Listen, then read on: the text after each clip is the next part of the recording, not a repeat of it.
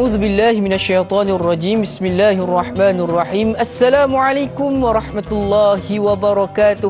Alhamdulillahirabbil alamin wassalatu wassalamu ala asyrafil anbiya'i wal mursalin wa ala alihi wa sahbihi ajma'in. Allahumma iftah alaina hikmataka wa anshur alaina min khazaini rahmatika ya arhamar rahimin. Rabbi shrah li sadri wa yassir li amri wahlul 'uqdatam min lisani yafqahu qawli. Allahumma faqihna fid din wa 'allimna at-ta'wil wahdina ila siratikal mustaqim siratal ladzina an'amta 'alaihim minan nabiyyin was-siddiqin wasyuhada'i was-salihin wa hasuna ulaika rafiqa ya arhamar rahimin. Subhanaka la 'ilma lana illa ma 'allamtana innaka antal alimul hakim. Amin ya rabbal alamin. Apa khabar sidang penonton sekalian? Selamat pagi, sabahul khair, good morning diucapkan kepada sahabat-sahabat penonton setia rancangan Soal Jawab Agama nombor 1 di Malaysia. Tak lain tak bukan, Tanyalah Ustaz, biar tahu jangan keliru. Alhamdulillah, pertama-tamanya sama-sama kita panjatkan kesyukuran kita kepada Allah Subhanahu Wa Taala kerana dengan izinnya Allah masih lagi memanjangkan usia kita untuk terus berada dalam bulan Ramadan 1445 Hijrah ini agar kita semua mampu untuk menjana saham pahala, untuk tingkatkan keimanan kita, dan akhir sekali kita nakkan natijahnya agar kita mudah-mudahan menjadi insan yang bertakwa. Mudah-mudahan Ramadan pada kali ini membentuk peribadi dan juga jati diri kita untuk menjadi seorang insan yang berguna untuk agama dan juga negara, insya-Allah. Bertemu lagi kita untuk episod edisi 30 hari bulan Mac 2024 bersamaan dengan Ramadan yang ke-19 1445 Hijrah. Mudah-mudahan dengan baki lebih kurang 10 ataupun 11 hari sahaja lagi kita dalam bulan Ramadan ini akan terus memberikan kita semangat untuk terus menambahkan amal kebaikan, dan yang paling penting jangan lupa untuk kita sentiasa beramal dan juga membaca Al-Quran. Bulan ini Ramadan adalah bulan yang diturunkan Al-Quran, jadi amat-amat merugikan bagi kita sekiranya sepanjang Ramadan ini satu muka Al-Quran pun kita tidak sentuh. Jadi jom sama-sama pada pagi ini, mungkin selepas selesai kita menonton siaran kita pada pagi ini, ayo sama-sama kita mengambil mushaf Al-Quran dan kita baca Al-Quran bersama, insya-Allah. Jadi sahabat sekalian, rancangan Tanyalah Ustaz biar tahu jangan keliru seperti biasa. Kita membawakan topik-topik yang menarik untuk kita sama-sama pelajari dan juga dalami, dan juga bersempena jugalah. Ni kita pun dah nak dekat dengan raya ni, tak lama dah ni. Jadi sudah semestinya akan berbangkit berbagai isu. Salah satu isu yang sering timbul adalah berkaitan dengan duit raya anak-anak ni. Kadang-kadang mak ayah ni tak perasan, depa ambil pakai duit raya anak-anak ni. Jadi ini yang kita nak bincangkan, iaitu berkaitan dengan curi hak anak-anak. Adakah mengambil duit raya anak-anak ni juga tergolong dalam kategori curi hak anak-anak? Ini semua kita akan bincangkan, dan insya-Allah pada pagi ini dibawakan Tanyalah Ustaz bersama dengan Madat Murtaza Dakwah Center, bersama dengan saya ahli panel yang cukup tidak asing lagi. Rancangan Tanyalah Ustaz ini tidak dan tidak bukan yang berbahagia Al-Fadhil Ustaz Yaakob Yusra kita. Assalamualaikum Ustaz. Assalamualaikum. Sihat Ustaz no? Baik, alhamdulillah. Alhamdulillah. Depa insya-Allah ni cukup seronok ni tiap-tiap hari tengok muka Ustaz ni. Alhamdulillah. Jadi Ustaz, sebagai permulaannya, sebelum itulah kita nak khabarkan kepada sidang penonton sekalian, ada sebarang soalan yang ingin diajukan kepada kami, boleh untuk terus berhubung dengan kami di talian 1-800-881677 ataupun menerusi laman media sosial rasmi kami di Facebook Tanyalah Ustaz TV3, insya-Allah. Jadi sebagai permulaannya Ustaz, apa sebenarnya kita nak bawakan menerusi topik kita pada pagi ini, curi hak anak-anak Ustaz? Bismillahirrahmanirrahim. Assalamualaikum warahmatullahi taala wabarakatuh. Terima kasih pada Adinda, rahmati Allah, dan rakan-rakan penonton Tanyalah Ustaz. Bila sebut tentang curi hak anak-anak, kita selalu Ustaz kita berbincang soal anak-anak yang menzalimi hak mak ayah, kan? Ketegak, jenis tak dengar cakap, nakai, wala ufin disebut dalam Quran, kita pada perkataan yang diminta dan sebagainya. Tetapi jarang sekali kita bercakap tentang bagaimana kita sebagai mak dan ayah menzalimi hak anak-anak. Kita mengambil hak anak-anak bukan hanya pada konteks duit raya semata-mata. Duit raya ni biasalah kita muhur, kita abang kata mai ni, abang nak simpan. Kena kat dia. Kan? Bukan simpan, khoyuk terus kadang-kadang. Maka luas perbincangan yang kita nak letakkan, kita bawakan adalah banyaknya hak anak-anak, hak pengajian ilmu yang kita tak pernah ambil kira. Berapa ramai daripada kalangan kita yang tahu keadaan anak, kondisi keadaan anak kita sekarang, pembacaan Quran dia tahu mana. Sedangkan disebut dari riwayat, di antara hak yang kena ajak pada anak-anak adalah memperkenalkan pada mereka tentang bacaan Quran. Kan kita pun baca Quran terpelengok macam Ustaz kata tadi. Ada orang yang sehari pun tak baca muka satu muka surat. Amboi, terpaling sibuk betul kita ni. Kan? Apatah lagi pada anak-anak. Pernah tak tuan panggil anak-anak minta kata Long, Angah baca Surah Fatihah, kita dengar tengok. Kan? Dia baca tak, kita pun tak tahu keadaan dia. Kan? Kencana macam mana kan? Kita pun tak pernah ambil tahu. Kan? Sedangkan dalam ketika mana dia balik nanti Ustaz, tertaklif ke atas dia macam kita. 17 kali sehari rukun dalam bab rukun qauli, yang ni bacaan surah Fatihah ke atas dia. Berapa ramai daripada kalangan kita yang mengambil berat tentang perihal solat anak-anak. Kita keluar gelap, balik gelap kadang-kadang. Jadi banyak hak anak-anak yang mungkin perlu kita cakna dan bincangkan kembali untuk kita ambil berat. Agar nanti kita takut di padang mahsyar kelak, anak-anak yang sepatutnya memimpin tangan kita, mak ayah untuk masuk ke dalam syurga, takut sebaliknya mereka humban kita ke dalam neraka Allah Azza wa Jal disebabkan kita mencuri hak-hak mereka ni. Jadi inilah kita nak tuntaskan pada pagi ini dalam perbincangan Tanyalah Ustaz kita, insya-Allah. Mudah-mudahan Allah memberikan kebaikan dan manfaat kita bersama, insya-Allah. Insya-Allah. Itu antara intipati perbincangan kita pada pagi ini berkaitan dengan curi hak anak-anak. Jadi kita nak raikan Ustaz soalan pertama daripada sahabat penonton kita daripada Puan Nur Dahlia Biru. Assalamualaikum Ustaz dan dai serta semua kru Tanyalah Ustaz. Waalaikumsalam warahmatullahi. Apakah tanggungjawab ibu bapa kepada hak anak-anak mereka? Mengapa dikatakan ibu bapa curi hak anak-anak dalam hal duit ringgit? Adakah ibu bapa yang tidak amanah dan bertanggungjawab pada anak-anak akan dipersoalkan oleh Allah pada hari akhirat kelak? Dan soalan yang terakhir, bagaimana dengan pemegang amanah kepada anak yatim tetapi menggunakan atau terpakai duit tersebut? Adakah dikira berdosa kerana mengambil harta anak yatim? Mohon pencerahan Ustaz. Terima kasih. #biar tahu jangan keliru Ustaz. Itu satu konteks. Anak-anak yatim pun satu konteks yang berbeza Ustaz. Bagaimana? Baik, tiga soalan daripada Nur Dahlia Biru. Nama pun canggih macam lagu tahun 90-an ni. Yang pertama, soalan berkaitan tanggungjawab. Apa tanggungjawab ibu bapa kita sebagai mak ayah pada anak-anak pada konteks Islam lah.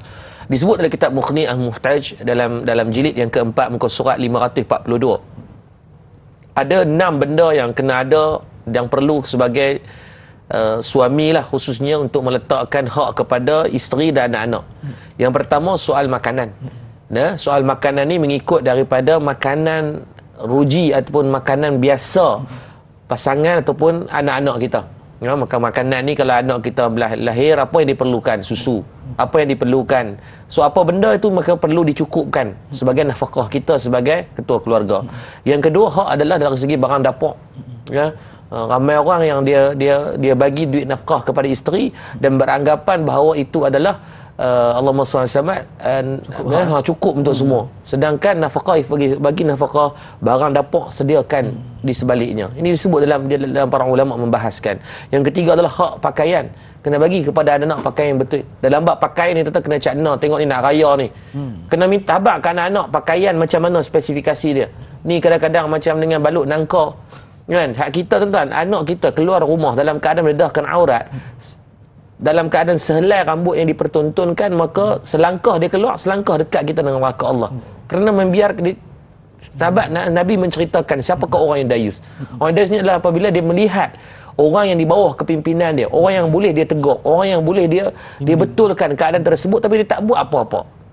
Maka kita make sure pakaian tahun ni kita mengambil berat adalah hak kita kena habaq ke anak-anak. Abah nak pakaian tahun ni, hampa nak pakai baju planet Pluto ke, planet Marik ke, Zuhal ke, planet bulan ke, planet bintang ke, tak kira jenama atas jenama apa pun, yang pasti menutup aurat. Itu spesifikasi dia. Hang nak warna lampu isyarat boleh. Kan atas warna merah Ustaz, bawah tengah warna kuning, bawah warna hijau. Kan dia perpaduan betul, semua color dia balas. Silakan, warna tidak menjadi isu. Yang menjadi isu adalah soal pakaian itu sendiri. Kan maka kena ambil berat. Ini hak yang kita kena jaga ni. Dok kita tak peduli pun anak pakai apa. Pagi raya tengok anak pakai ketat duk buat bebai. Kan tapi tak tegur. Maka awal ni sebelum anak beli, maklumkan siap-siap. Mesti ada rule and regulation yang kita letakkan. Itu hak kita sebagai mak dan ayah. Yang keempat adalah hak tempat tinggal. Memastikan tempat tinggal yang selamat untuk diduduki. Kan pada anak-anak. Yang kelima adalah hak dalam bab memberikan peralatan-peralatan dalam alat-alat membersih. Ni, dan yang keenam adalah pembantu kalaulah isteri ataupun anak itu dia biasa dengan adanya pembantu. Ini dalam hak dalam beli konteks nafkah. Adapun hak dalam konteks anak-anak tu sendiri, Sayyidina Umar Al-Khattab radhiyallahu anhu pernah menyebut yang pertama kena mencari pasangan yang baik untuk anak-anak kita. Kalau suami kena cari isteri yang baik, isteri kena cari suami yang baik. Untuk nak jadi bapa kepada anak-anak kita. Yang kedua, memberikan nama yang baik kepada mereka. Jangan duk main ikut teradap je. Gabung nama bini, nama suami. Lalah makna main pelik-pelik kadang-kadang. Lepas tu cari dalam nak buh nama ni kena rujuk orang. Jangan nak bubuh kadang-kadang lah ni nama canggih-canggih Ustaz. Kalau nak hafal nama ni macam hafal syair dah, tengok punya panjang. Oh, nama putri tuntang tak nak sampai nama tu tak tahu nak panggil nama apa. Lalah panggil apa? Pengeput. Kan punya panjang nak daftar kat JPN tu sampai tak ada kotak nak letak. Lalah panggil nama samaran hak yang tahu apa-apa je. Kan? Jadi nama ni kena fikir. Nanti kalau kita letak nama tu, macam saya fikir anak saya yang sulung nama Fatih. Maka saya daripada kecil saya akan pastikan nama dia Fatih. Yang kedua Faris. Yang ketiga Fahim. Fahim ni dulu orang panggil dia Ajim, orang dekat nama Ajim. Saya kata Fahim kena siapa yang panggil nama Ajim, betulkan kata nama saya bukan Ajim. Nama saya adalah Fahim. Dan dia sangat strict. Kalau orang panggil dia Ajim, dia akan bagi tahu. Tak kira siapa dia pun panggil. Kena betulkan. Ini kadang-kadang panggil nama Muhammad, panggil Mat. Mat tu mana apa mati. Dia doa lah minta jadi arwah. Kan tengok hidup lagi. Dan jadi dalam konteks nama kata Sayyidina Umar tu sangat penting kerana anak akan mendakwa daripada mahsyar kelak pada apa nama yang kita berikan kepada mereka. Kan al-kalamu ad-du'a kan. Perkataan kita ni adalah doa pada anak-anak, doa pada manusia yang lain. Dan yang ketiga adalah hak mengajarkan mereka tentang Al-Quran. Ni di antara benda-benda yang saya rasa dari segi konteks nafkah ataupun benda yang kita perlu provide kepada mereka, dan dari segi rohani itu juga perlu kita pertontonkan untuk kita menimbang dengan baik untuk diberikan kepada mereka. Soalan yang kedua berkaitan adakah mak ayah akan dipersoalkan, dipertanggungjawabkan di hadapan Allah kelak? Jawapannya pasti. Al-Imam Al-Ghazali menyebut dalam kitab Ihya Ulumuddin berkaitan bagaimana seorang ibu dan ayah itu nanti akan didakwa. Wa'mal ma syi'ta fa innaka majziyun bihi, akan didakwa di hadapan Allah tentang perihal apa yang kita buat di atas dunia. Maka soal sudah pasti di antara perihal yang bersangkut begitu panjang adalah soal tanggungjawab kepada anak-anak. Sebab tu anak-anak ni bukan satu reward yang boleh kita banggakan semata-mata Ustaz. Kan orang dapat saya ada 3 orang anak, saya ada 5 orang anak, saya ada 10 orang anak. Dia kena tengok orang lah. Tak sudah kemas sangat. Hang tak tahu 10 orang tu nak kena dakwah nanti kat padang mahsyar nanti ni. Kalau kebaikan yang kamu bawa pada dia, maka kebaikan yang dia akan pertontonkan hadapan Allah. Tapi kalau lolak-lolak ni, hak tak elok ni, hak teladan tak baik ni, tak pernah tunjuk pun anak pasal sembahyang, tak pernah didik dia pun tentang sembahyang, baca Quran, tak pernah pun cerita tentang halal dan haram, maka anak dia akan dakwa, ya Allah inilah dulu bapa aku, ya Allah. Kalut benda apa tau. Sampai tak pernah pun didik kami berkaitan sekian-sekian. Kita boleh bagi alasan, tapi saya dah hantar dia kelas kafar. Tapi ada tak kita mendalami tengok kehidupan dia, pengajian dia macam mana? Maka semua tu akan dipertontonkan. Sebab apa? Disebut dengan wa ahbib ma syi'ta fa innaka mufarighuhu. Setiap benda di atas dunia ni kita akan berpisah, tapi yang berpisah tu tidak terputus tanggungjawab dan amanah yang kita pikul di atasnya. Maka sebab tu sebagai mak dan ayah, jangan jadikan anak tu sebagai reward. Ada orang yang mungkin Allah bagi lama nikah tak ada anak, bukan tongkat motor pun telan dah Ustaz, tapi ujian dia lama tak ada anak, kan? Maka orang yang macam ni di padang mahsyar kelak tak ada dari segi dia ni hisab dia daripada anak-anak. Beza orang kita. Ada berapa orang Ustaz? Apa Ustaz? Baru 2 orang. Baru 2 orang. Baru 2 orang. 2 orang tu nak kena dakwah. Saya 6. Hak di depan ni semua penonton-penonton ada yang berbelah-belah. Dan soalan ketiga sikit. Ustaz, soalan ketiga tu kita nak hold dulu. Boleh. Sebab kita nak berhenti berehat seketika sebab satu soalan yang juga cukup berat berkaitan dengan hak anak-anak yatim. Kita nak berhenti berehat seketika, sidang betul sekalian. Kembali sebentar saja lagi. Tanyalah Ustaz biar tahu. Jangan keliru, insya-Allah.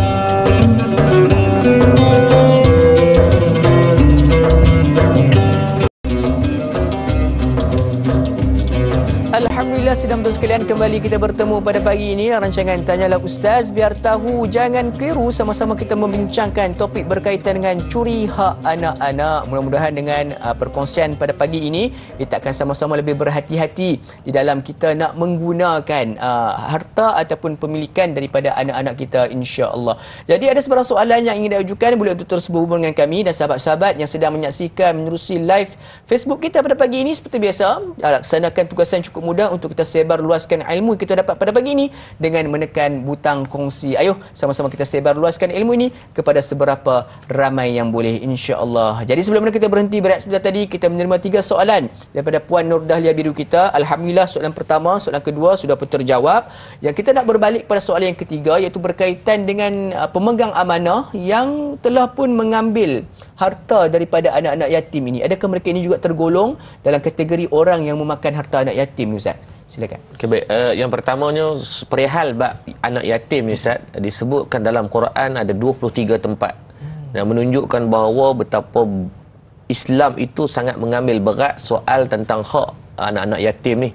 Dan di antaranya juga disebutkan dalam hadis Nabi SAW, riwayat Imam Bukhari, kedudukan pada 2766, kata Nabi SAW, mafhumnya, jauhilah kamu daripada 7 dosa besar. Ini perkara yang membinasakan kamu kalau dilaksanakan. Yang pertama adalah isyraku billah lah, mensyirikkan diri kepada Allah. Ini mendominasi dalam semua dosa-dosa, dia mesti duduk kat depan. Syirik kepada Allah is the bi akbaril kabairi salasan. 3 dosa yang paling besar dan tak relax sekali. Kalau kita buat mati dalam keadaan syirik pada Allah ni, selama-lamanya dalam neraka tidak ada keampunan. Ini disebut dalam hadis Nabi. Yang kedua, dosa sihir, terlibat dengan sihir. Yang ketiga, dosa membunuh jiwa yang diharamkan. Jadi kita membunuh orang. Dan yang keempat, makan riba. Yang kelima, makan harta anak yatim. Yang keenam, lari dari medan peperangan. Dan yang ketujuh adalah menuduh orang yang beriman berzina.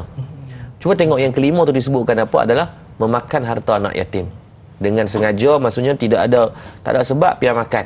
Maka benda-benda macam ni, tuan-tuan, kalau dia termasuk dalam dosa besar, maksudnya is a red flag untuk kita mengambil berat lah. Kerana bukan kita buat lebih kurang. Ya, dalam istilah ni mungkin dia menggunakan, kita kena faham, dalam menggunakan harta anak yatim ni, dia ada 2 kategori. Satu, digunakan disebabkan atas keperluan anak yatim tersebut, disebabkan dia sebagai pemegang amanah, ya, dia sebagai pemegang amanah, maka digunakan duit itu atas keperluan anak yatim tu, maka tak ada masalah. Atas tujuan apa, makanan dia, pendidikan dia, tempat tinggal dia, atau apa-apa berkaitan dengan keperluan. Maka kat sini kena bahagikan di mana kehendak dan di mana keperluan. Kalau kehendak ni hak yang sampingan. Keperluan ni there is bukan option pada dia. It's a compulsory untuk dia mendapatkan. Makan takkan ada pilihan kot, tunggu balik baru nak makan. Arwah yarham kawan tu. Kan? Tempat tinggal kan ada tempat tinggal selamat kat atas dia. Pakaian takkan nak bagi dia pakai compang-camping lebih kepada habis ni minta sedekah kan. Maka itu adalah hak dia yang perlu didapatkan. Maka sebab tu pemegang amanah ni adalah satu taklifan yang berat.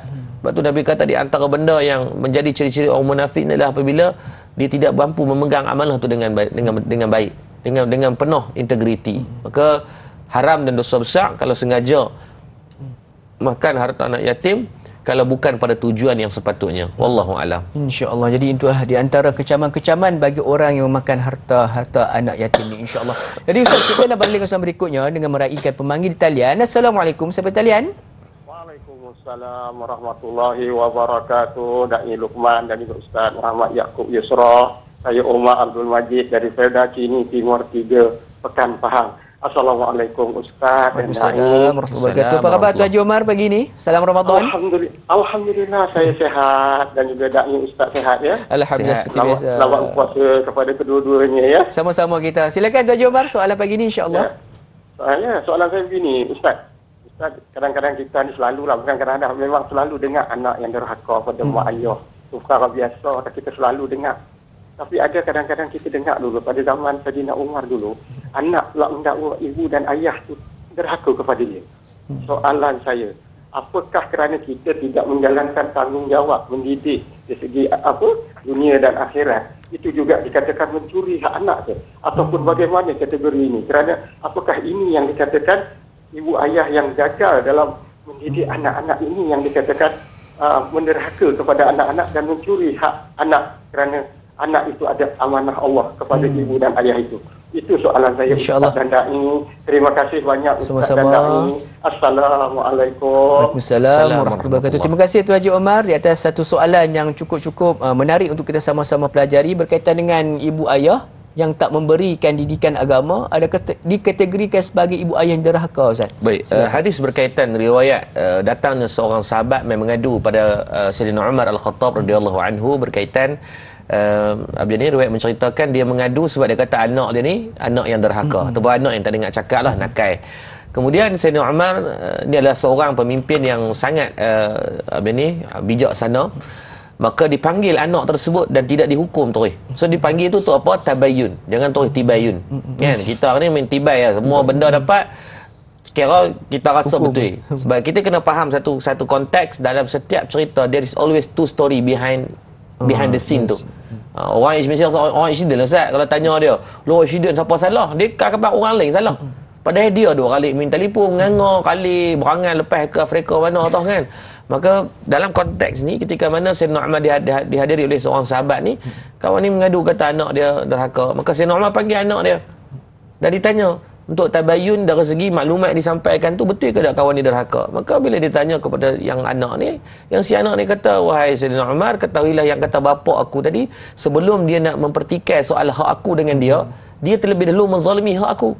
Yang pertama, dia tidak mendapatkan aku seorang ibu yang baik. Kan? Yang kedua, dia tidak memberikan aku nama yang baik. Yang ketiga, dia tidak pernah mengajarkan aku tentang Al-Quran. Jadi tiga hak tu, maka Sayyidina Umar jumpa kan yang mengadu tadi, dia kata, kamu terlebih dahulu menzalimi hak anak kamu. Maka yang menjadikan dia sebegitu adalah kamu. Sebab tu disebutkan dalam hadis yang disebutkan kullu mauludin ala fitrah, kullu mauludin yuladu ala fitrah. Setiap daripada anak Adam lahir dalam keadaan fitrah. Yang mencermin, yang menjadikan siapa mereka, yang jadikan anak ustaz siapa dia, jadikan anak saya siapa dia, fa abawahu, mak dengan ayah depa, cerminan dia. Kan, lepas tu duk buat teruk, anak nampak awak nakal sangat loh. Tengoklah siapa mak pak dia. Lagi nakal. Kan? Maka dia takkan lari dari segi mesin photostat ni ustaz. Kita keluar, kalau nak keluar beza pun mungkin beza sikit-sikit sebab mungkin warna tu kurang sikit, mungkin terlebih sikit dan semua. Dari segi dia punya acuan dia adalah daripada mana dia punya ibu acuan dia. Bapa dengan mak lah. Kan? Lepas tu takkan lari. Perasan tak? Anak kita dia akan ikut juga apa yang ada pada kita walaupun tidak disanadkan pemberian tersebut. Mana ada kita buat majlis? Terimalah anugerah bapa punya perangai. Mana ada? Tapi dia auto, dia ikut sendiri. Reflect daripada fa'abawahu, mak dengan ayah yang mencorakkan daripada setiap apa yang ada pada diri anak-anak tersebut. Maka dalam cerita yang bercerita tentang apa yang ditegur oleh Sayyidina Umar itu menggambarkan bahawa kepentingan mak dan ayah untuk mengambil kira perihal soal kederhakaan kita menzalimi hak anak-anak sebelum mempertikai soal anak-anak kepada kita. Ramai orang dah ni duk ni dekat dengan raya ni duk buat lagu-lagu raya sedih, anak derhaka. Tuan-tuan, kalau tuan-tuan pergi tengok fakta di rumah-rumah orang tua-tua, saya pernah buat kajian pada tahun 2014-2015 berkaitan di rumah orang tua-tua ni majoriti 80% ke atas adalah yang semua mereka buat kepada mak ayah mereka dulu. Ni kalau pergi tanya pun hak tu apa dia pakai rasa penyesal, kami dulu buat kat mak ayah kami, hari ni anak-anak kami buat. So the cycle is dia akan kembali balik. Dia akan repeat, dia punya history repeat itself. Dia akan ulang dan ulang. Lepas tu the puzzle must be stop, the cycle must be stop. Tuan-tuan kena stop. Berhenti daripada sekarang. Kalau ayah kita buat kat kita jangan buat kat dia dah. Anak-anak buat kat mak ayah, kita sekarang kena berhentikan perbuatan tersebut. Kalau tidak, dia akan cycle tu will repeat itself. Sampailah bila-bila. Na'udzubillah min zalik. Na'udzubillah min zalik. Jadi patutlah Ustaz, kalau zaman dulu Ustaz, kalau kat kampung-kampung ni, kalau anak nakal ni, orang kampung tanya, tu anak siapa? Rupa-rupanya dia nak reflectkan diri tu, dia nak refleksikan bilik kepada siapa ke ibu ayah. Sebab ibu ayah ni yang akan membentuk. InsyaAllah satu pencerahan yang cukup menarik. Mudah-mudahan terjawab soalan Datuk Haji Omar kita sebentar tadi. Jadi kita balik ke soalan berikutnya Ustaz. Daripada Kak Juzabidi. Assalamualaikum Ustaz Da'i. Assalamualaikum warahmatullahi. Bismillahirrahmanirrahim. Apakah hukumnya ada jika ibu bapa yang enggan membayar yuran pengajian anak di IPT dan mendesak anak supaya mengambil pinjaman PTPTN Walhal ibu bapa adalah orang yang mampu, dengan alasan supaya anak tahu susahnya untuk mendapatkan duit dan supaya anak itu belajar bersungguh-sungguh. Mohon nasihat Ustaz. Terima kasih Ustaz. Sama-sama berkaitan dengan ambil pembiayaan Ustaz. Okey, baik. Terima kasih pada soalan yang rare ni, masya-Allah. Yang pertamanya kita kena faham hak pendidikan ni perlu dicukupkan oleh siapa dia? Mak dengan ayah. Tapi pendidikan apa? Yang pendidikan yang diletakkan yang menjadi kewajipan adalah dua. Yang pertama fardu ain. Fardu ain ni tuan-tuan, kita bahasa mudah nak faham fardu ain ni tuan-tuan cari kitab Safinatun Najah. Yang ni memang fardu ain khas dalam mazhab Syafi'i. Jadi kita di Malaysia ni daripada 1948 daripada Persekutuan Perlembagaan Tanah Melayu lagi, kita dah letakkan bahawa Malaysia kita mengikut mazhab dari segi fiqahnya adalah mazhab Syafi'i. Sebab tu kalau tanyalah ustaz sendiri pun, biasanya adab pada kita yang ustaz nak menjawab, jangan kita bagi semua mazhab. Orang yang nak terima orang awam ni pening.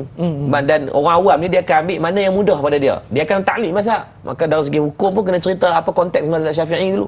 Melainkan memang benda tu yang tak ada dah, barulah dilihat dari segi sudut mazhab yang lain. Baik.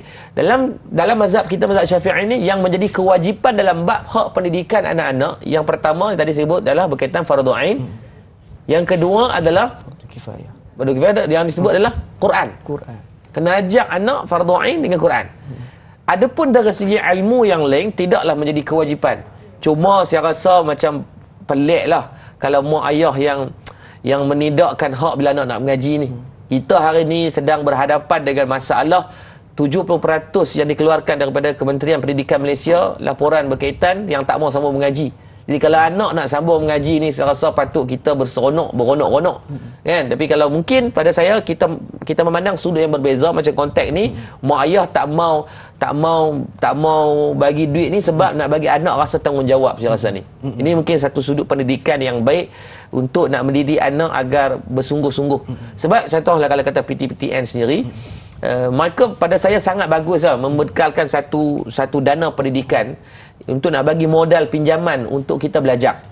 Baik, ada strategi dia apa? Kalau kita tak mau bayar, ada cara Ustaz. Tak mau bayar balik macam mana? Adalah contoh kena jadi cemerlang. You dapat 4 flat, maka jadi beasiswa kat atas kamu. Maka choice yang kita ada apalah? Mungkin mak ayah dia didik untuk anak ni bersungguh-sungguh. Tak ada lah duk buat nampak senoi sangat, nampak relax sangat, tenang sangat mengaji. Saya Ustaz dulu waktu belajar, saya tahu saya kategori orang susah, orang miskin. So apa yang saya buat adalah the only cara saya ada, saya kena pastikan dapat beasiswa. So tahun pertama masuk asasi di Universiti Pertahanan Nasional Malaysia dulu, apa yang saya buat adalah saya peruntukkan sehari 3 jam wajib kena study. Orang lain duk mengangau tengok K-pop, main game apa semua, ketak pala-pala kita nak main Ustaz. Kan fitrah nak main ni. Tapi disebabkan saya tahu saya tak mau ada pinjaman. So apa yang saya kena buatlah saya dapatkan beasiswa. So 3 jam sehari. Maka tahun pertama dapat alhamdulillah top 10 dari segi result pelajaran terbaik untuk asasi, maka dapat beasiswa. Maka yang pinjaman yang tahun pertama tu beasiswa bayar balik kepada PTPTN, maka selesailah masalah. Maka yang pertama sedanglah diri. Ini dah lah tak apa nak cerdik, duit bukan nak Papa Mega Holding. Kan? Tapi cara belajar macam nak Papa Mega Holding pula dah. Pointer 2.5 rasa seronok, mau talat dia jenis ni. Pada saya memandang sudut yang baik kalau ada mak ayah yang macam ni. Sebab apa? Ni hard time create strong people. Waktu yang susah ni melahirkan orang yang hebat, orang yang kuat. Tapi waktu yang senang pula melahirkan budak-budak yang manja. Itu yang kantin tutup pun buat video riau. Geram kata padahal ada food delivery lah apa segala mak nenek duk riau lebih. Bila ketiak cari kan, goreng lah, beli mi ke apa, buat lah mi segera ke apa kan, ni duk riau. Dia ingat riau tu hilang lapar kan. Jadi pada saya dua sudut, biasanya mak ayah ni dari segi hak pendidikan tinggi ni tak menjadi kewajipan. Tapi kalau kita bantu dia, biasa kalau kita tengok cerita dulu-dulu ni, orang sanggup bergolak gadai Ustaz nak memastikan anak boleh sama mengaji, jual tanah, sandak rumah, pajak ni. Jadi kalau mak ayah yang mungkin nak mendidik anak dengan jalan yang keras pun, saya rasa tidaklah melampaui batas, kerana kita nak anak kita the best untuk anak-anak kita ni. Tak ada mak ayah yang nak anak jadi susah melainkan nak dengan kesusahan itu menjadikan anak kita seorang yang sesamting dia panggil, yang boleh bawa kepada kebaikan, insya-Allah. Mudah-mudahan. Jadi kalau zaman kita dulu Ustaz, kalau kita riau, mak ayah kita akan pastikan kita bertambah riau.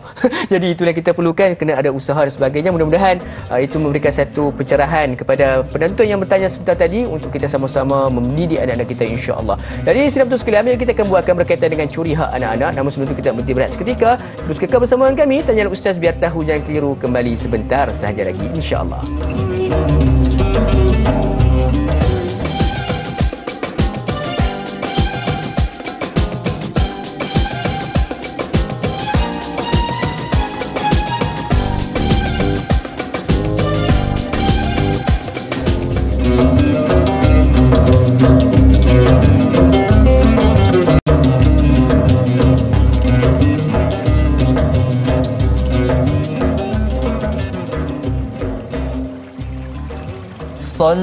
Sallallahu ala Muhammad,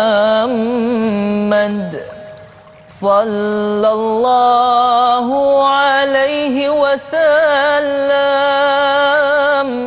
sallallahu ala Muhammad, sallallahu alaihi wasallam. Ya Nabi salam alaika, ya Rasul salam alaika, ya Habib salam alaika, salawatullah alaika. Alhamdulillah, salam betul sekalian, kembali kita bertemu pada pagi ini rancangan Tanyalah Ustaz biar tahu jangan keliru. Sama-sama kita membincangkan topik berkaitan dengan curi hak anak-anak. Alhamdulillah, kami pada pagi ini, saya juga Al-Fadhil Ustaz Yaakob Yusra, tidak berdua saja, sebab kita pada pagi ini juga menerima seorang tetamu jemputan kita pada pagi ini untuk sama-sama berkongsi dengan kita tentang topik curi hak anak-anak ini, iaitu yang bersama dengan kami pada pagi ini yang berbahagia Tuan Khairul Abdullah kita, ataupun Super Daddy, insya-Allah pada pagi ini. Kita nak tahu apakah di antara kisah di sebalik Super Daddy itu. Namun sebelum tu, sidang betul sekalian, Ustaz, kita nak ambil dulu soalan daripada penonton kita daripada sahabat Facebook Teratai Uda. Assalamualaikum Ustaz Da'i. Waalaikumsalam warahmatullahi. Ada sesetengah ibu bapa yang mempunyai kekangan hidup terpaksa menyuruh atau lebih kepada memaksa membantu mereka. Adakah perkara ini dibenarkan dalam Islam? Mohon penjelasan Ustaz tentang perkara ini. Terima kasih. Silakan Ustaz. Okey, baik. Sikit. InsyaAllah ni ada sahabat kita yang saya kagum lah. Saya akan cerita sikit lagi. Dan insyaAllah akan ada perkongsian yang baik tu, kita dapat manfaat. Berkaitan soalan daripada Teratai Uda tadi berkaitan memaksa anak-anak menolong dalam konteks kerja ataupun bantulah untuk kerja-kerja rumah dan sebagainya. Kita kena faham satu benda, dalam Islam ni tidak ada larangan. Cuma mungkin dari segi enactment akta buruh di negara kita dan banyak negara di dunia ini meletakkan hak kanak-kanak ni, kan? Cuma pada saya, dalam bab kita nak mendidik mereka untuk memahami dunia yang konteks yang sebenar ni, saya rasa tak keterlaluan kot kita nak ajak mereka tentang untuk bekerja, bantu dan sebagainya. Sebab lagi saya takut adalah anak-anak kita ni tak reti buat benda apa pun, kan? Suruh masak tak reti, letak ayak pun hangit.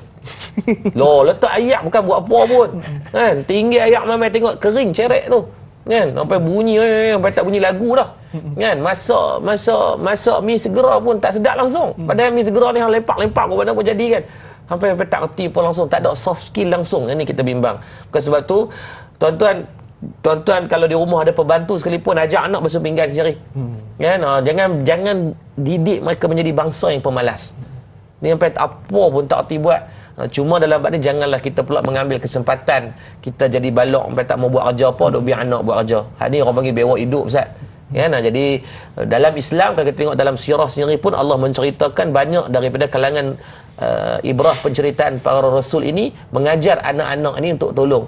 Nabi Ibrahim AS ketika jumpa dengan Nabi Ismail, setelah mana Nabi Ismail ini dah, kalau riwayat kata 8-9 tahun, maka diajarkan untuk membantu Nabi Ibrahim AS. Begitu juga dengan Nabi SAW. Tengok dari riwayat daripada umur 7-8 tahun Nabi dah mula bekerja untuk membantu mendapatkan persaraan hidup. Sebab Nabi adalah yatim piatu. Maka Begitu juga dalam kisah tentang dalam surah Yusuf, menceritakan tentang Nabi Yusuf AS membantu ayahandanya Nabi Yaqub AS. Itulah peristiwa jadi dengan adik-beradiknya sehingga dibuang ke dalam perigi dan sebagainya. Maka tidaklah menjadi satu kesalahan. Malah saya rasa saya sendiri pun dengan anak-anak saya suruh mereka buat kerja. Walaupun di rumah ada pembantu rumah, tapi kena basuh pinggan. Kan, kena buat apa-apa benda-benda asas ni wajib untuk mereka persiapkan. Untuk pakaian mereka, untuk semua tu pada saya is a good thing. Lepas tu saya rasa hari ni kita bawa seorang tetamu yang saya rasa perlu untuk tuan-tuan.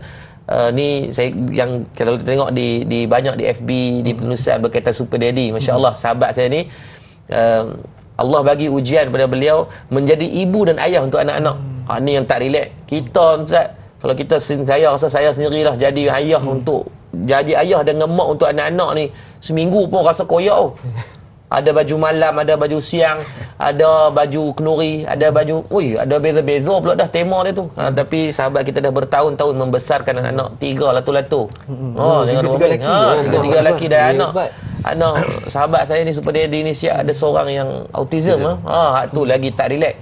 Nah, jadi mungkin kita mungkin nak sedikit perkongsian juga Ustaz insya-Allah boleh pada Super Daddy kita insya-Allah.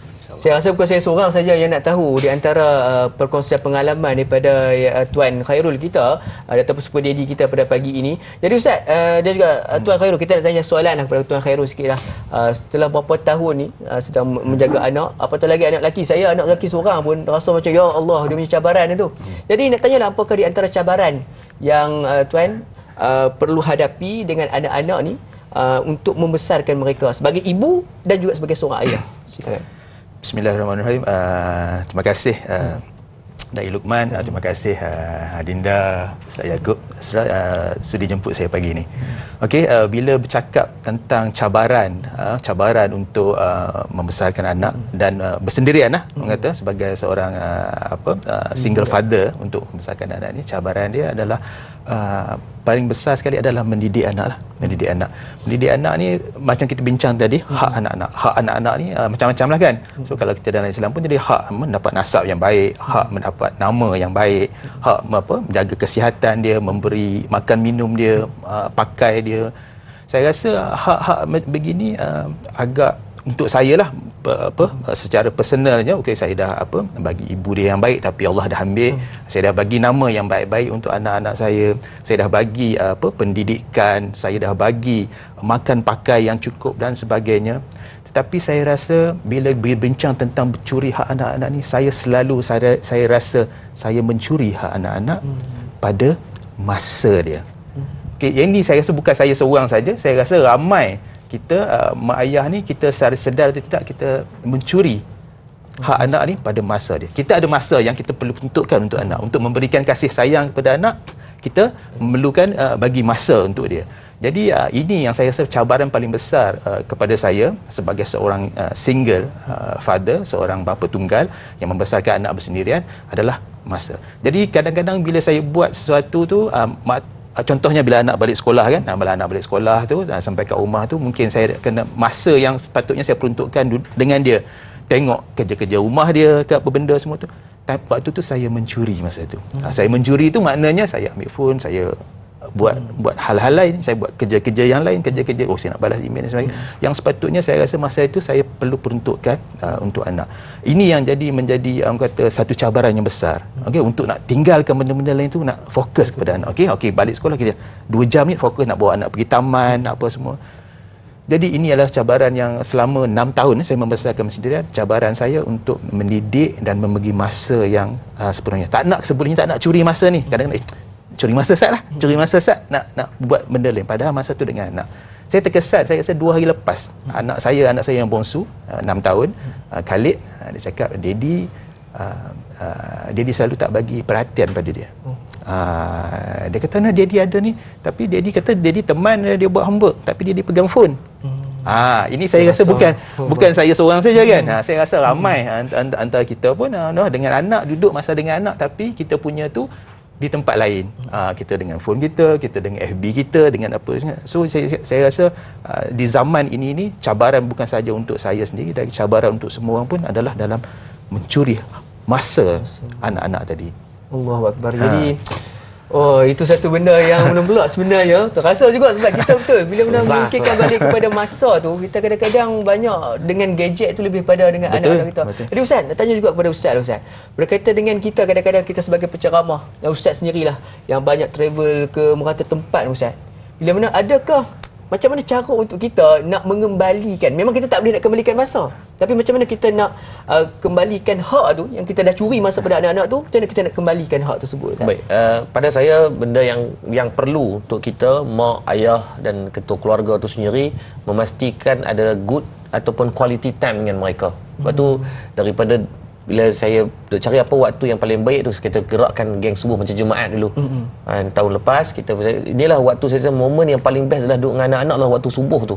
Bawa dia berjemaah, siapkan dengan pakaian sekolah, bawa pergi masjid dengan pakaian sekolah. Kadang-kadang memang dia peletih Ustaz, semayang tertunging-tunging kan, sujud tak bangun dah kan. tapi momen tu kita boleh bercakap dengan dia, bersembang dengan dia, ada masa lebih, bawa dia pergi makan roti canai lah kat kedai.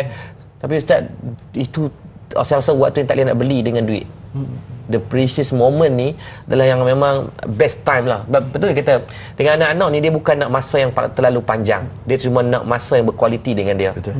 Macam tadilah Kanda saya beritahu, kadang kita bukan saja nak main, tapi ada tuntutan yang membuat kita pegang. Tapi anak takkan faham itulah tuntutan ke kerja ke. Yang dia tahu adalah ini masa saya dengan macam kita mungkinlah ada suami dan isteri, time kita kalut dia boleh pick up mak. Apatah lagi dalam single dad macam ni, masya-Allah. Anak ni merasa itulah nilai kasih sayang ayah, dan itu juga tempat kasih sayang ibu kami. Ya, jadi menjadi ibu dan ayah dalam satu masa ni, saya rasa kalau saya, to be honest, saya takkan mampu lah.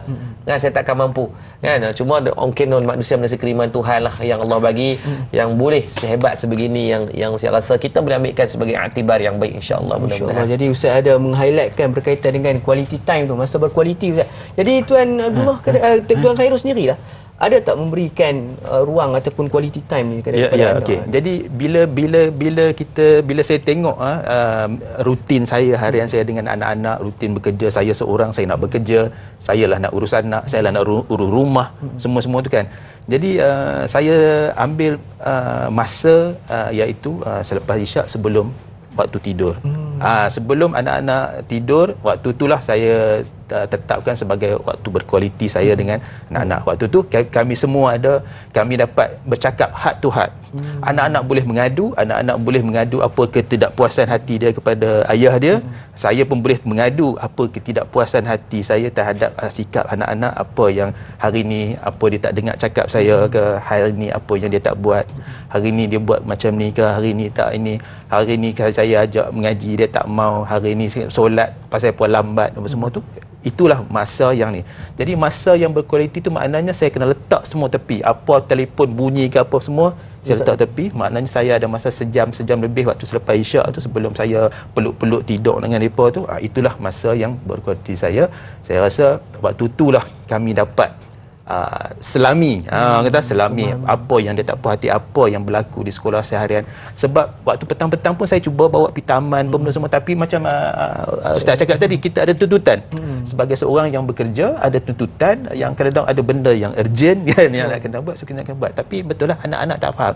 Anak-anak bila kita pergi bawa pergi taman, dia nak kita tolak dia punya main buaian tu kan. Dia nak lah kita tolak, dia pegang phone, dia tak tolak pula.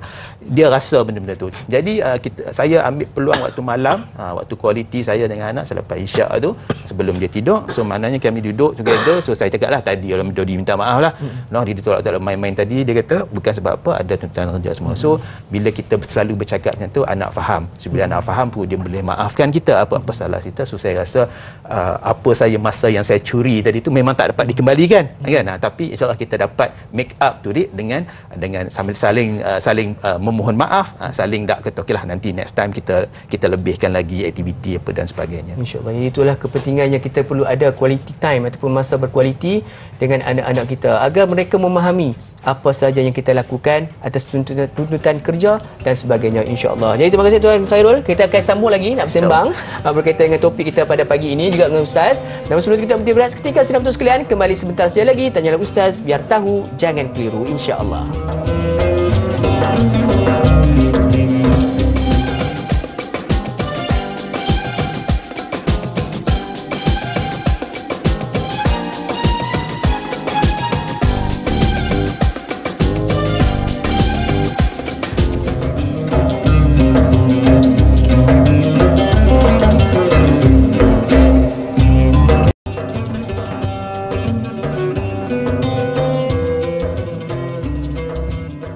ni? Kat sekolah awak tak makan. Mak bagi duit sekolah hari-hari. Buat apa? Bagi kawan? Mak selalu marahkan Soleh. Tak pernah buat bersangka baik dengan Soleh. Mak fikir Soleh anak yang nakal. Mak penat cari duit. Soleh habiskan macam tu je. Rupanya Mak yang tersalah sangka. Duit belanja sekolah Soleh sebenarnya dihabiskan untuk sedekah di masjid. Keluh dan terharu bila Mak tengok kebaikan Soleh menjadi ikutan anak-anak masjid yang lain. Nak, maafkan Mak ya nak.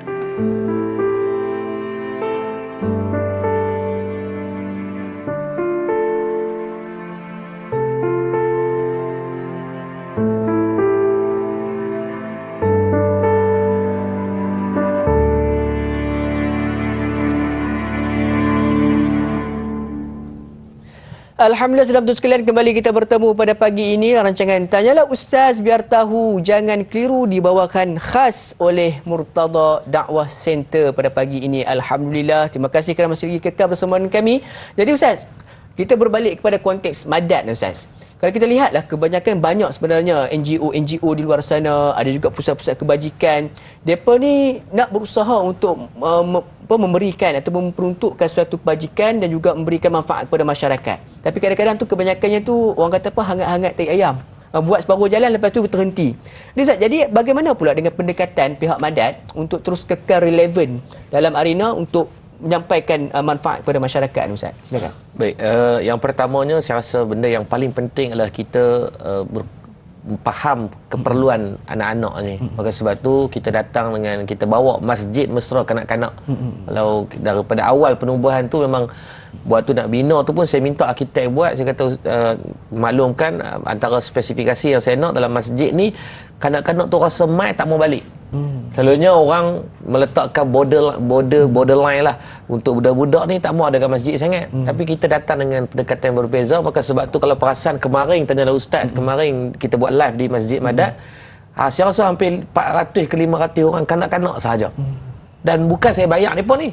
Dia orang memang itulah jemaah yang mereka tetap datang. So saya rasa nak mendapatkan jumlah 400-500 orang kanak-kanak dalam satu masjid untuk kuliah, untuk sembahyang subuh, saya rasa benda yang tidak mustahil. Dia payah sedikit, tapi insya-Allah kami pun baru setahun Ustaz. Ni baru genap setahun masjid beroperasi. Jadi pada saya benda yang paling baik adalah kita bawa mereka duduk dengan tempat yang seumur hidup dia akan ada. Biasa masjid ni orang tua-tua yang main. Kenapa tak kita buang that skeptical of thinking, kita bawa daripada zaman kanak-kanak ni, mereka biasa dengan masjid, remaja dengan masjid, dewasa dengan masjid, kesibukan dengan masjid, tua dengan masjid, mati dengan masjid. Jadi ini benda yang kita cuba bawa, dan saya rasa keterbukaan itu harus diusahakan bersama. Walaupun saya tahu kadang-kadang jawatan kuasa masjid ni semua dulu bekas-bekas komando, hak yang geng 7 line 10 line semua gangster yang tapi kita bawalah pendekatan yang baik agar budak-budak ni rasa comfort untuk berada dekat masjid. Cuba participatkan mereka dalam setiap aktiviti. Tubuhkan jawatan kuasa khas kanak-kanak, biar kanak-kanak itu boleh bercakap bahasa yang boleh menarik kawan-kawan dia. Tubuhkan jawatan kuasa khas untuk remaja, agar remaja ada suara mereka yang boleh mereka sampaikan apa program yang mereka nak. Saya rasa tak keterlaluan masjid sponsor setiap hari budak-budak dekat padang bola kan, sponsor ayak bus bekas kan, buat bancuh ayak teh ke apa, letak dekat padang. Petang pergi ambil suruh dia ambil hantar. Kan ayak teh ni bukan harga 40,000. Kan, beli gula 2 kilo, beli serbuk teh sikit, saya rasa ada dalam model dalam RM10, RM15, tapi kenangan itu ada anak ni akan ingat. Oh, pihak masjid hari-hari hantar ayat kat kita. Takkanlah tak terdetik sikit pun dalam hati mereka untuk nak pergi sembahyang kat masjid. Sebab dia psikologi ni dari segi pendidikan dengan budak-budak ni, you have to tarik tali dengan dia. Bagi dia rasa selesa dengan kita. Ini dia tengok kita pun rasa macam tengok hantu. Wih, tu gaya masjid mai, pum lari. Macam tengok hantu. Hantu dia tak lari. Lah orang muda-muda dia berpilihan hantu tu, paranormal kan. Dengan JK masjid dia lari. Maka saya rasa kena pecahkan, kena ice break kan benda ni lah, untuk kita meletakkan agar budak-budak rasa kalau tempat dia pun nak lepak datang masjid. Sebab tu masjid saya letak seluruh masjid tu, tapi lah sudut mana pun 800 Mbps internet. Bagi dia pun masuk, dia pun nak buat assignment, dia pun nak golek-golek, datang main game tak apalah. Waktu semayang dia pun semayang, dia pun tak ada lah hudu, panggil hudu sangat. Dia semayang dia pun semayang Ustaz, tak payah suruh kan, dia pun reti. Dia pun bukannya cucu Firaun. Dia pun bukan ada DNA Abu Lahab pun. Cuma biasa nakai. Cuma kita nak bawa comfort zone tu lah, insya-Allah, mudah-mudahan. InsyaAllah itu satu pendekatan yang menarik daripada pihak Madat untuk terus kekal relevan. Jadi Ustaz pun kerana Madat sekarang ni kan kita sudah pun berada di dalam akhir-akhir Ramadan Ustaz. Apakah di antara pecutan terakhir di sebalik perkampungan Ramadan Madat, dan juga bagaimana untuk pihak penonton juga saudara kita ni nak menyumbang di akhir-akhir Ramadan ini untuk perkembangan Madat sendiri Ustaz? Silakan. Satu benda yang saya rasa kita di Madat, alhamdulillah untuk 10 yang terakhir ni memang meriah lah. Satu, masjid daripada awal Ramadan tak tutup 24 jam, semua datang boleh i'tikaf, dan Qiyamul Lail tu bermula daripada awal Ramadan lagi. Sebab kita bukan hanya 10 terakhir, 10 terakhir ni lagi tahap guling-guling lah kan. Rancak berpahala lah. Ada hotel, semua orang boleh datang duduk secara percuma. Cuma satu kebimbangan, macam tengok dalam gambar ni, masjid dah penuh. Atas penuh, bawah penuh, jadi nak sumbat ke mana tak tahu dah ni. Jadi daripada pihak kami terpaksa lah, walaupun masjid baru umur setahun tapi dah penuh, nak buat macam mana? Dan memang objektif orang buat masjid pun kita nak memenuhkan ruang solat, itu adalah benda yang menikmat, yang sangat kita nikmat lihat dia. Jadi satu alternatif yang terpaksa kita ada pihak sekarang adalah terpaksa kita besarkan kawasan masjid. Dan alhamdulillah kerja-kerja piling dah pemula buat pada 2 bulan 3 bulan ni. Jadi saya ni macam kata itulah, saya bukan anak Papa Megah Holding pun, duit bukan ada banyak tahu mana kan. Jadi saya mengajaklah untuk tuan-puan yang mungkin menonton pada pagi ni nak rebut peluang, projek dah mula buat pun, insya-Allah kalau tak ada arah melintang, kalau duit tak sangkut, kita akan siap pada hujung tahun ni. Dewan ni akan, yang dewan sebelah masjid ni akan digunakan juga sebagai e-sport. Jadi budak-budak boleh datang untuk riadah, ada gym dalam dia, gym, nama dia masjid dan gym. Jadi orang lepas mayang tu boleh terus pergi maklum-maklum, boleh menerak TFTI ke apa semua, dia ada macam-macam peralatan, dan dia ada pemisah lelaki dengan perempuan. Jadi tak adalah segan kan, kadang maklum-maklum nak menari, berguling-guling zumba apa semua tu, kalau ada orang lelaki segan kan, jadi kita asingkan terus. Jadi tu tengok piling tu dah siap pun, kerja mi bawah pun dah siap dah. Cuma sekarang ni nak naikkan saja. Jadi insya-Allah kalau siap ni, jadi kita boleh menampung lagi lebih kurang 1,000 ke 1,500 orang jemaah. So total up boleh sampai ke 4 ke 5,000 lah jemaah dalam satu masa. Jadi saya nak mengajak, so kos yang kita perlukan, saya tengok klaim dalam minggu ni kontraktor hantar sekitar 160,000.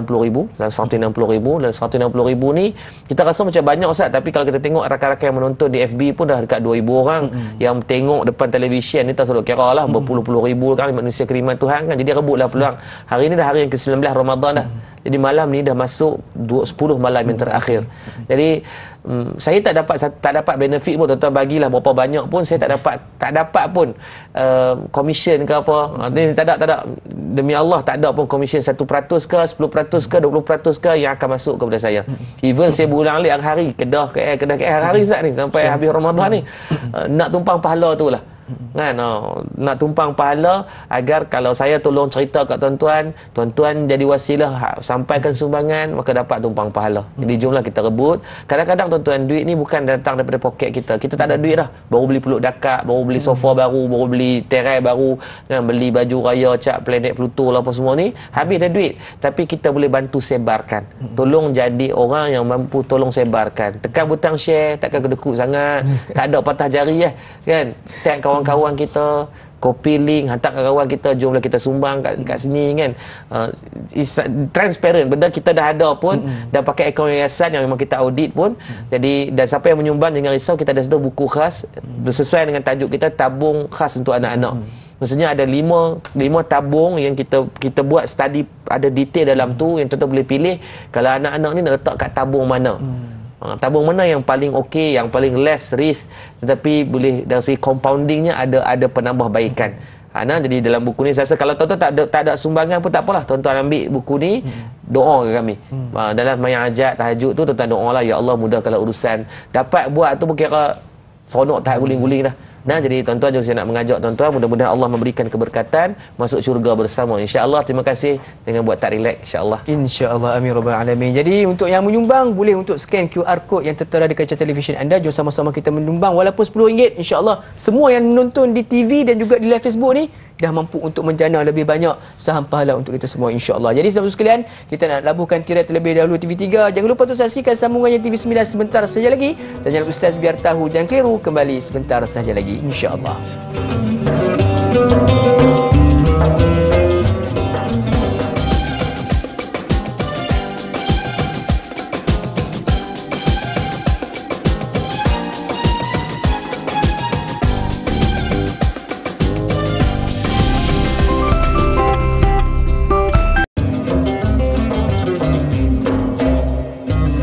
Alhamdulillah, saudara sekalian, kembali kita bertemu pada pagi ini. Rancangan Tanyalah Ustaz biar tahu jangan keliru menerusi TV9 dekat di hati. Alhamdulillah, masih lagi kita direzekikan oleh Allah Subhanahu Taala, dipanjangkan usia untuk sampai ke saat ini untuk kita teruskan lagi perbincangan kita menerusi topik kita curi hak anak-anak bersama dengan dua ahli panel kita pada pagi ini, Al-Fadhil Ustaz Yaakob Yusra dan juga yang berbahagia Super Daddy kita, iaitu Tuan Khairul Abdullah kita pada pagi ini, insya-Allah untuk sama-sama berkongsi ilmu dan juga pengalaman untuk buat tetapan kita bersama insya-Allah. Jadi untuk berikutnya Ustaz, kita nak raikan soalan terlebih dahulu daripada sahabat Facebook kita, daripada Puan Juhara Abu Bakar. Assalamualaikum Ustaz Andai. Waalaikumsalam warahmatullahi. Isu anak kurang upaya ataupun OKU dan yatim ditindas bukan perkara asing. Mereka sering menjadi mangsa golongan berkuasa, malah ada anggota keluarga yang turut mengambil kesempatan ke atas mereka ini.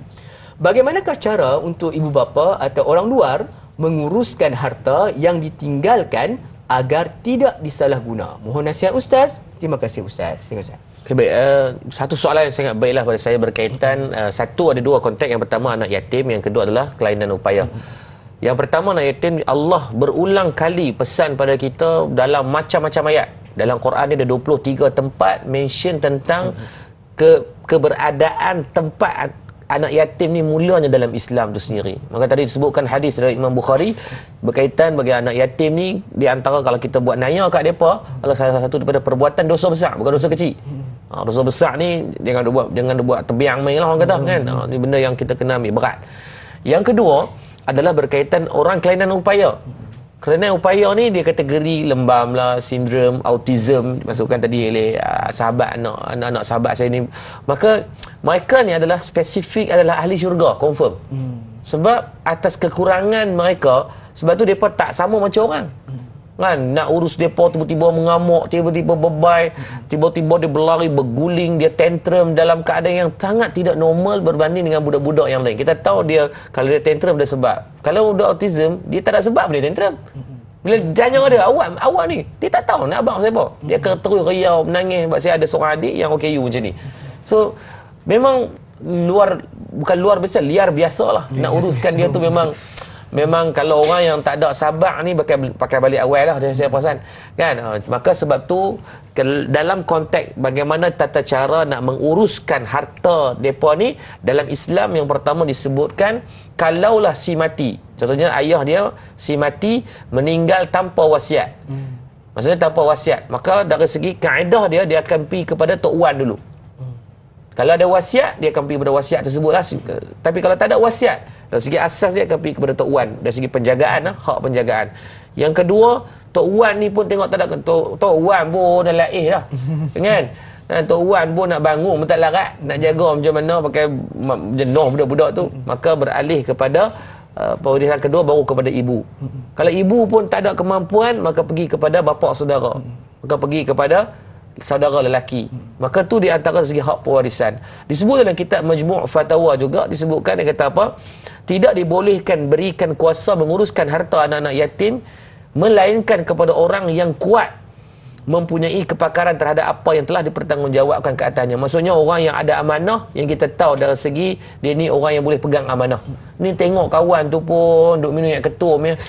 Kan duk cokoroi ya. Kan petang isap gam, takkan nak bagi kat dia. Memang kita tahu dah dari segi asas dia ni bukan orang yang boleh bertanggungjawab. Bukan orang yang makna kuat ni, bukan dia ni duk angkat dumbbell.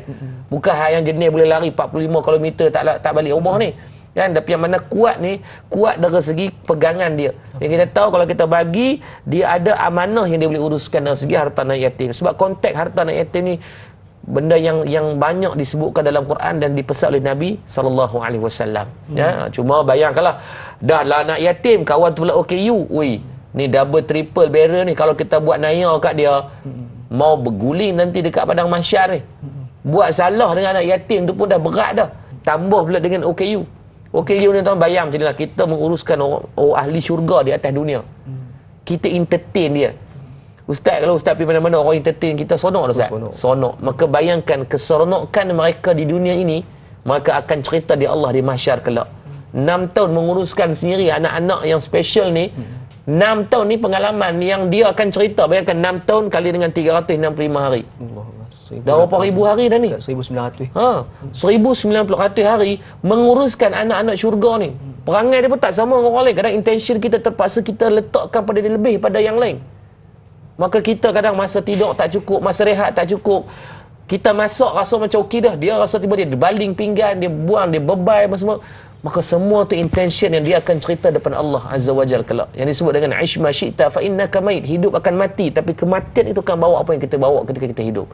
Maka ni yang saya rasa, kalau Allah bagi ujian urus anak yatim, OKU, maka kill two birds one stone lah. Allah bagi kebaikan tersebut. Maka sebab tu macam saya sendiri Ustaz di Tahfiz, saya beli kuda banyak-banyak, wujudkan setiap minggu, setiap bulan orang-orang yang autism ni mai belajar bagi percumanya.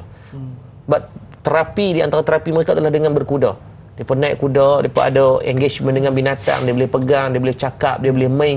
Baru saya tahu itulah satu terapi yang baik. Saya kata tak apa, dia berkata Ustaz nak bayar, saya tak, ambillah sebagai manfaat, saya nak tumpang pahala tu juga. Lepas tu cari. Allah bagi, mungkin dari segi, saya tak ada anak-anak yang macam tu, saya ada adik, saya ada kawan-kawan, saya ada ahli jemaah yang ada masalah ni, saya nak tumpang pahala tu juga. Maka tuan-tuan dalam hidup, carilah tumpangan itu insya-Allah. Pahala dengan kita menceriakan hidup anak-anak OKU ataupun yang yatim ini. Jadi perlukan dua aspek yang saya dapat kongsikan, apa Ustaz kongsikan, qawi wal amin. Qawiyul amin tu Ustaz kan. Itu perlu ada pada ibu ayah untuk mendidik anak-anak yang istimewa ini insya-Allah. Jadi Ustaz, Tuan Abdullah, berbalik pada Tuan Abdullah lah. Kalau kita dah lihat lah, kalau cabaran kita nak mendidik anak-anak ni dah satu masalah lah. Bukan satu masalah lah, satu perlukan kekuatan lah. Dalam konteks Tuan Abdullah pula memiliki Tuan Khairul pula memiliki seorang anak yang kelainan upaya ataupun autism ni. Apakah cabaran yang Tuan Khairul perlu hadapi? Dia kongsikan pada kami insya-Allah. Anak saya yang sulung Khalif usia 10 tahun sekarang, memang ada OKU lah, okay, ada dekat OKU dan disahkan autism. Anak saya yang kedua Khalil masih lagi didiagnose di SUKM, dan anak ketiga saya Khalid didiagnose sebagai selective mutism. So tiga-tiga ni dia ada isu masing-masing. Saya ni bulan-alik ke SUKM, kan setiap bulan bawa ke terapi, bawa untuk diagnose dan sebagainya sejak dia yang kecil lagi. Jadi cabaran dia adalah orang kata macam Ustaz cakap tadi, anak macam autism ni dia tak tahu punca. Dia tak tantrum, dia kalau dia tak ada punca ni dia panggil meltdown. Meltdown ni dia tiba-tiba dia menangis, dia bergolek, dia apa semua. Dia tak tahu cakap sebab apa. Dia tak boleh nak beritahu semua. Jadi cabaran saya sebagai seorang bapa dan bersendirian pula tu kan, aku nak bawa anak keluar, jadi saya ni kalau tengok memang saya jarang bawa anak keluar ke mana-mana. Jadi sebab ia akan jadi satu isu. Anak saya ni pula selalu hilang. Kalau pergi mall tu, chances untuk hilang tu 90% ada. Sentiasa kena pegang tangan. Pernah hilang di IOI City Mall tu kan. Astagfirullahalazim. Saya ni nak golek-golek, nak guling-guling dah ni. Kan. So mujur ada jumpa dan sebagainya. Banyak kali hilang. Lepas tu kita pun pernah diminta keluar daripada restoran sebab makan. Sebab kita masyarakat belum lagi faham atau belum jelas lagi keadaan anak keluar. Kita pun nak juga macam orang lain, nak buat anak lagi makan semua, tapi bila kita faham, saya pun cuba sehabis baik untuk nak kawal anak supaya tidak mengganggu orang lain. Kita pun terasa kadang-kadang bila orang cakap ini mengganggu semua kan, jadi kita terpaksa keluarlah kan. So jadi ini antara cabaran-cabaran yang saya hadapi untuk membesarkan anak. Tetapi saya rasa alhamdulillah Allah bagi saya kekuatan, bagi kesihatan yang baik. Moga-moga sentiasa baik untuk terus besarkan anak-anak yang bertiga ni dengan ada masing-masing ada keperluan yang khas, dan cabaran-cabaran datang macam mana pun tanggungjawab saya. Okey, tanggungjawab. So saya kena hadap lah, saya kena ambil, saya kena ni, walaupun ada kalanya macam kita cakap tadi dalam konteks curi hak anak-anak ni. Yes, saya mengaku sebagai seorang ayah saya tidaklah sempurna. Saya selalu juga mencuri masa anak-anak tadi, tetapi saya imbal balikkan dengan masa-masa yang berkualiti. Macam Ustaz cakap tadi, kena cari masa yang berkualiti, bawa dia pergi sini, bawa dia pergi sana. Macam anak-anak saya tadi, dia perlukan tadi berkuda semua tu kan, dia perlukan haiwan sebab anak-anak autism ni haiwan ni bagus untuk dia. Selalu kena bawa pergi zoo, petting zoo.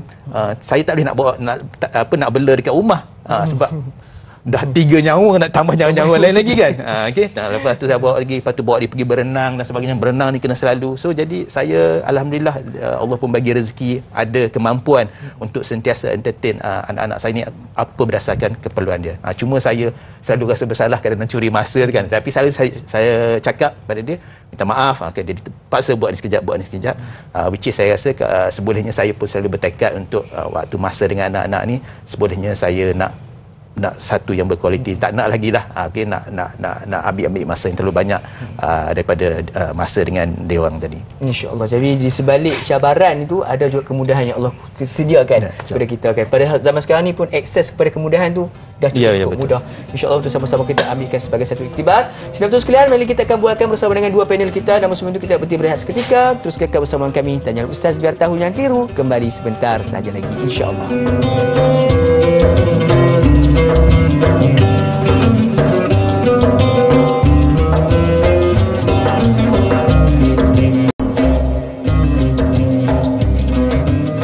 Alhamdulillah, saudara sekalian, kembali bertemu dengan kami bertiga dalam rancangan Tanyalah Ustaz Biar Tahu Jangan Keliru pada pagi ini. Istimewa Ramadan di mana kita membincangkan topik berkaitan dengan curi hak anak-anak. Kepada sahabat-sahabat penonton sekalian yang sedang menyaksikan usilah Facebook kita pada pagi ini, yang sama-sama kita ringankan tangan kita, menekan butang kongsi, kita sebarluaskan ilmu yang kita dapat pada pagi ini, apatah lagi ini ilmu berkaitan dengan hak anak-anak kita. InsyaAllah sama-sama kita ambil iktibar dan juga pengajaran. Jom kita teruskan lagi dengan soalan berikutnya daripada Ketupat Palas.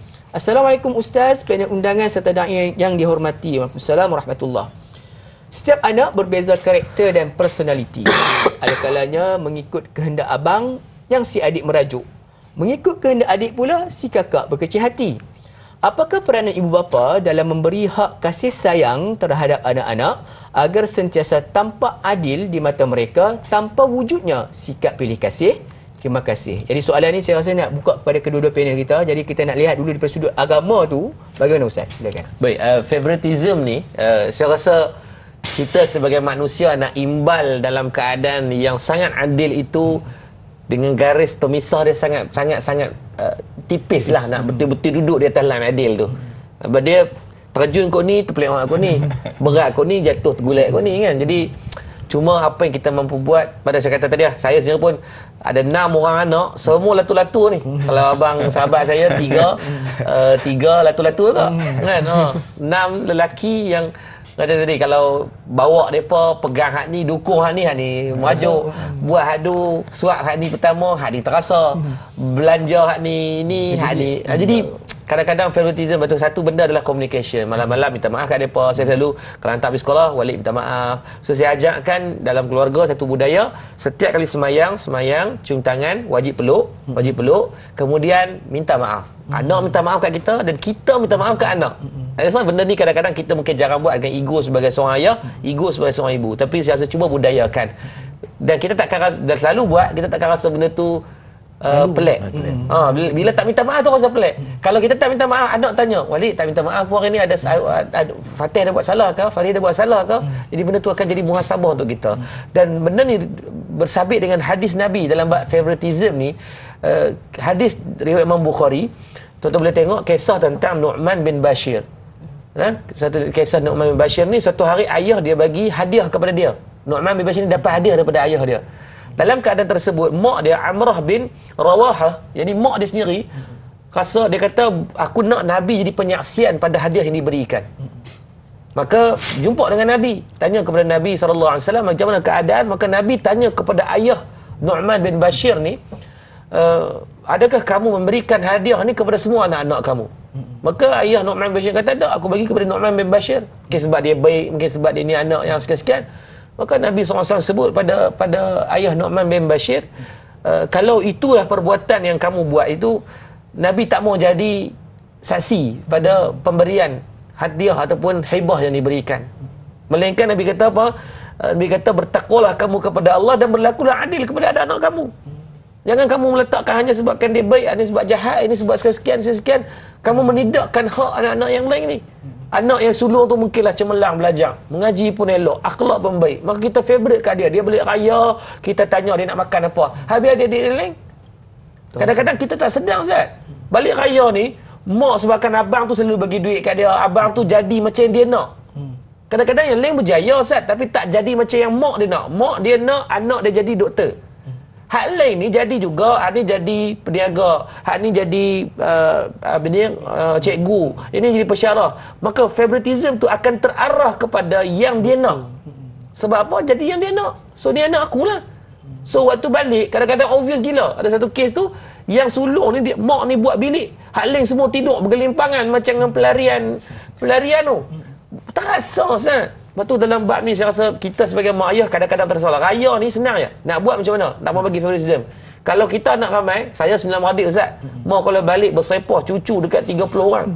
Berguling, pecah, wrestling, WWE, WWF, One Championship, semua berlaku dalam rumah, Ustaz. Cucu pula anak belah ayah saya, daripada 30 orang cucu ni, 20 lebih lelaki. Perempuan ada 5-6 orang je.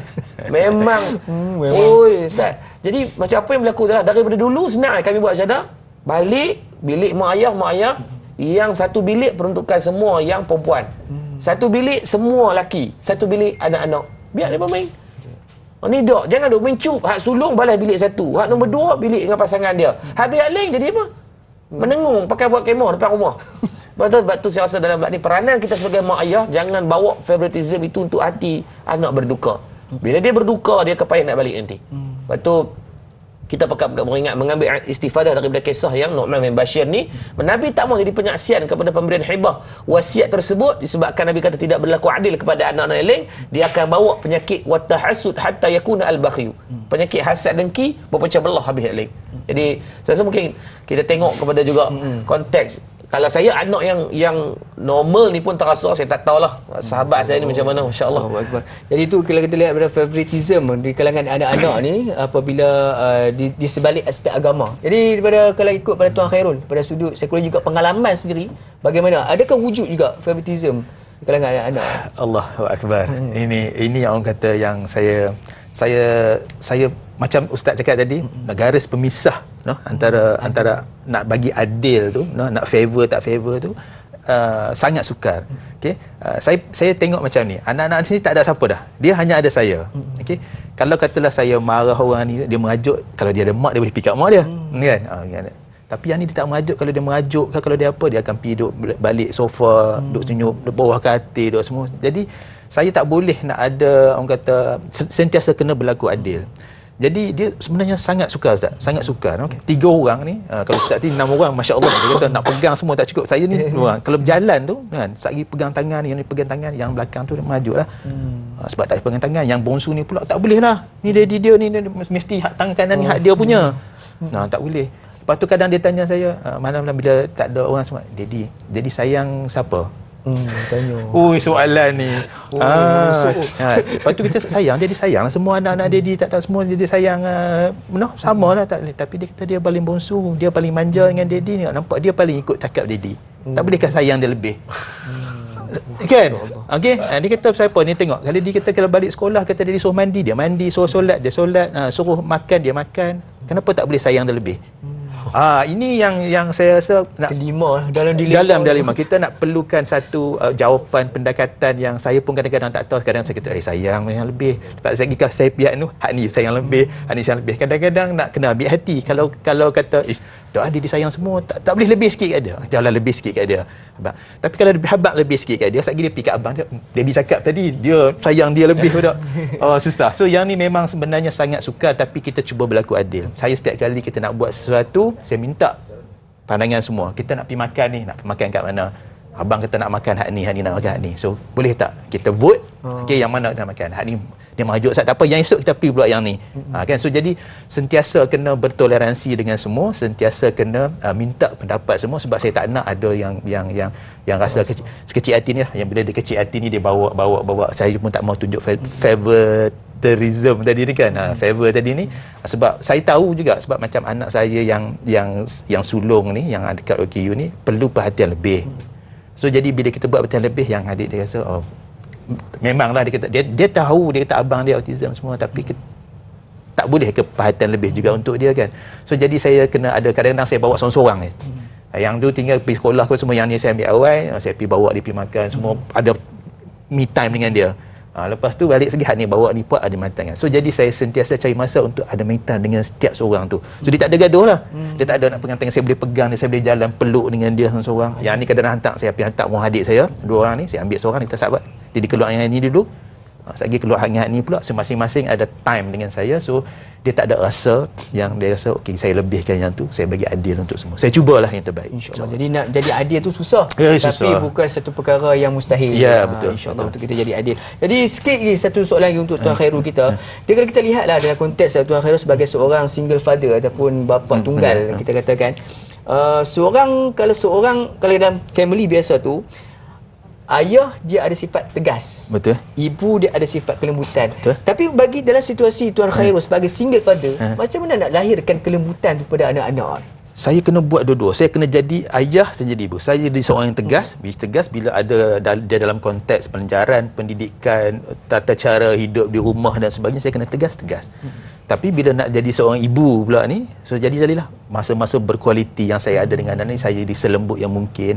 Kadang saya menangis. Kalau anak nak tengok saya menangis, kalau anak nak cakap pasal mak dia semua, dia rindu, saya pun rindu, saya menangis. So saya nak tunjuk saya juga seorang human.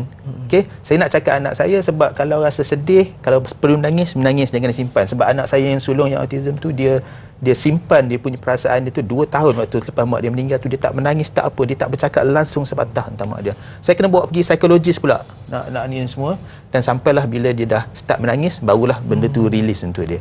So jadi saya juga kena menjiwai perasaan seorang ibu, kena cara bercakap yang lembut. Waktu jadi bapa pun saya berkeras dan sebagainya, kan. Betul, bila jadi seorang ibu, saya sentiasa peluk, cium anak-anak, bila hantar sekolah, kan, hantar sekolah tu pagi, hampir itulah peluk, cium anak-anak. Balik malam sebelum tidur, selepas sesi-sesi bersembang-sembang luah perasaan semua ni, saya peluk, cium, I love you setiap anak-anak semua, doa anak-anak semua dan sleep. So saya rasa anak dapat sifat saya sebagai orang bapa, dia tahu bapa dia tegas, bapa dia marah kalau buat benda ni, dan dia tahu juga bapa dia juga akan minta maaf, bapa dia juga menjadi seorang ibu berlembut, boleh peluk dia, boleh main-main dengan dia, cium dia sini, geletek dan sini. Waktu dia tahu dia akan dapat waktu benda tu waktu malam sebelum dia tidur. Waktu siang dia kata ni kena ikut dan sebagainya. Itulah cara yang boleh saya buat. Hebat, patutlah digelar sebagai super daddy. Bukan senang untuk bawa satu karakter ayah juga satu karakter ibu dalam satu karakter. Jadi Ustaz, kita sudah pun berada di penghujung rancangan. Boleh Ustaz kongsikan sedikit kesimpulan ringkas lah berbalik pada topik yang kita bincangkan pada hari ini, curi hak anak-anak ni Ustaz, silakan. Baik, tuan-tuan, kita dalam hidup ni saya rasa mana yang Allah bagi rezeki dapat anak, maka itu bukanlah satu badge yang kita boleh, macam kalau dalam askar dulu kami ada pangkat-pangkat menunjukkan sini ada wing, menunjukkan dia ni orang yang boleh ada parachute, kan, ni ada lambang sniper. Maksud benda yang badge kita boleh banggakan. Tapi anak-anak ni bukan hanya semata untuk kita banggakan, tapi adalah satu taklifan yang perlu kita jawab depan Allah kelak. Kan? Saya seronok bila sahabat saya Bang Khairul menceritakan bagaimana beliau menguruskan anak dengan keadaan menjadikan dua watak dalam satu masa. Saya duk bayang kalau aku mampu masa tunggu dah. Kalau tuan-tuan tengok tiba-tiba Ustaz Yaakob cakap kat tepi lampu isyarat tu ada lah tu kan. Saya buat tuan-tuan daripada awal, daripada kenal dengan sahabat saya kata abang, saya doa lah abang cepat-cepat dapat orang yang, sebab saya rasa tanggungjawab abang Khairul juga dah memastikan seorang pasangan yang boleh menerima bukan abang tapi menerima 3 orang package plus 3, bukan plus 3 plus extra 3 tu dia ada 3 pula yang istimewa, kuasa 2 belakang tu. Jadi tak ada benda lain melainkan kita berusahalah menjadi ibu ataupun ayah yang terbaik. Kita pernah buat salah, minta maaf je kat mereka, tak ada rugi apa. Dan insyaAllah dalam hidup ni kita pegang satu macam ni je, it's not what you give you get back, what you give you get more. Kita minta maaf pada anak-anak jadi sangat lembut untuk minta maaf pada kita. Saya tak malu untuk saya menangis dengan anak-anak kalau saya ada buat salah. Dan anak-anak pun tak ada, mereka sangat mudah untuk menangis. Dan saya suka. Saya tak nak anak saya jadi keras. Walaupun mereka latu-latu, mereka lelaki, dan mereka main semua sukan-sukan yang lasak. Anak saya boleh berenang, boleh berkuda, boleh manah, dan kuda ni main peringkat kebangsaan umur 8-9 tahun tu. Dan jatuh ni luka merata. Dan saya okey, I'm fine, kencana, tak ada masalah. Tapi saya harapkan satu saja dalam kehidupan, memastikan kita dan anak ini boleh komunikasi untuk jadi yang terbaik. Salah itu pasti, kita betulkan kesalahan, improvise mana yang kurang. InsyaAllah mudah-mudahan Allah menempa kebaikan di dunia sebagai keluarga yang mawaddah, sakinah, mawaddah, rahmah, dan di akhirat juga dihimpunkan berpimpin tangan kita untuk masuk ke dalam syurga, insya-Allah. Amin rabbal alamin. Terima kasih Ustaz di atas perkongsian juga kesimpulan. Terima kasih Tuan Khairul di atas perkongsian pengalaman yang cukup bermakna untuk kami semua. Terima kasih juga sedang penonton sekalian kerana kekal sehingga ke penghujung rancangan. Saya Luqman, mohon maaf sekiranya terkurang di mana-mana, terkasar tutur bicara tersilap, tutur kata. Bertemu lagi kita di episod rancangan Tanyalah Ustaz, biar tahu jangan keliru. Akhir kalam, wabillahi taufiq wal hidayah. Wassalamualaikum warahmatullahi wabarakatuh. Tanyalah Ustaz, biar tahu jangan keliru.